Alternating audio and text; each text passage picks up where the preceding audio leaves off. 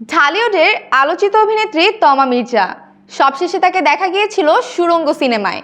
এই ছবিতে তিনি অভিনয় করেছিলেন আফরান নিশোর বিপরীতে। ছবিটি বাণিজ্যিকভাবে যেমন সফল হয়েছিল, তেমনি সমালোচকদের কাছ থেকেও পেয়েছিল সাধুবাদ। এই ছবির পর কিছুটা আড়ালে চলে যান তমা। শোনা গেছে সুড়ঙ্গ নির্মাতার পরের হিট ছবি তুফানেও একটি চরিত্রে অভিনয়ের প্রস্তাব পেয়েছিলেন তিনি। বিস্তারিত দেখুন আব্দুল্লাহ আল মামুনের প্রতিবেদনে।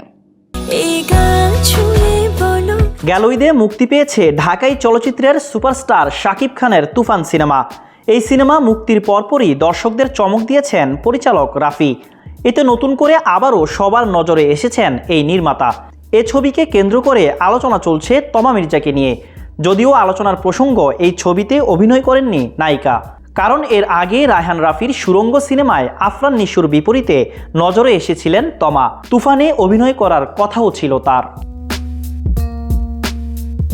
শুরুতে ফেসবুক, পরে মিডিয়া পাড়ায় গুঞ্জন শোনা গিয়েছিল তুফান ছবিতে বিশেষ একটি চরিত্রে দেখা যাবে তমা মির্জাকে। তখন বেশ কয়েকবার যোগাযোগ করলেও বিষয়টি নিয়ে কথা বলেননি তিনি। ছবি মুক্তির পর তমাকে নিয়ে আর কোনো কথা শোনা যায়নি। পরে জানা গেছে যে ছবিতে জুলি চরিত্রে অভিনয়ের প্রস্তাব দেওয়া হয়েছিল তাকে।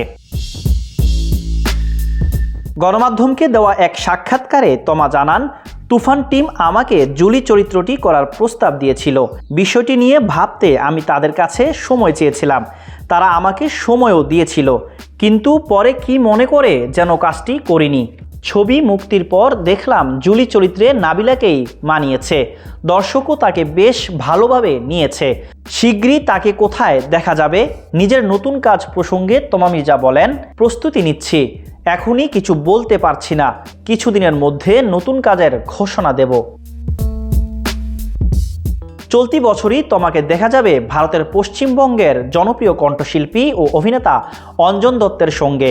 তার নির্মাণে দুই বন্ধু নামে একটি সিরিজে অভিনয় করেছেন তিনি। অঞ্জনের দুই বন্ধু সিরিজটি মূলত দুজন বন্ধুর মিউজিক্যাল জার্নির গল্প। এই সিরিজে থাকবে অঞ্জন দত্তের নতুন 6টি গান। আব্দুল্লাহ আল মামুন, জয় জয় দিন, ঢাকা।